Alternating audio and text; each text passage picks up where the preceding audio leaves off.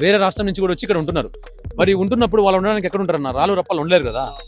నీళ్ళు ఎక్కడైతే స్టోరేజ్ అవుతున్నాయో అక్కడికే వచ్చి వాళ్ళు ఇల్లు కట్టేసుకున్నారు. అవన్నీ కబ్జా అంటారా? కబ్జాని మనం చెప్పలేమన్నా అన్న. ఒకటి చెప్తా చూడన్న, గవర్నమెంట్ ఇవ్వదు కదా అవి ఆ ల్యాండ్స్. అవునన్నా మీరు అన్నది కూడా కరెక్టే. గవర్నమెంట్ ల్యాండ్ ఇవ్వదు, కానీ గవర్నమెంట్ పర్మిషన్ ఇస్తే కదన్న కట్టేది. దానికి రిజిస్ట్రేషన్ ఉంటది. అంటే గవర్నమెంట్ తప్పు అంటారా? అవునన్నా తప్పు. అంటే నేను చెప్పేది ఏంటంటే అన్న, గవర్నమెంట్ అయితే తప్పన్నా. అలాంటప్పుడు మనం ఇంత ఇబ్బంది పడతామని ఫ్యూచర్ లో తెలిసినప్పుడు గవర్నమెంట్ అప్పుడు ఇవ్వకూడదు కదా. దానికి ఎంతో కష్టపడి వాడు ఇల్లు కట్టుకుంటాడు. దానికి కొంతమంది అప్పు చేసి ఇల్లు కడతారు. కొంతమంది ఫర్ ఎగ్జాంపుల్ అదేమంటారు, ఈఎంఐలో ఉంటది ఇల్లు, ఈఎంఐ పెడతారు, ఈఎంఐలు కట్టుకోవాల్సి వస్తుంది, లోన్ కట్టుకోవాల్సి వస్తుంది. మళ్ళీ కొంతమంది రిజిస్ట్రేషన్ ఖర్చులు పెడతారు, గృహప్రవేశానికి మళ్ళీ బంధువులందరూ పిలుస్తారు, పట్టుచీరలు పెడతారు, భోజనాలు పెడతారు, అన్ని పెడతారు. ఇన్ని చేసిన తర్వాత కూడా గవర్నమెంట్ ఇప్పుడు వచ్చి తప్పు మీదంటే వాళ్ళు ఏం చేస్తారన్న సామాన్యుడు?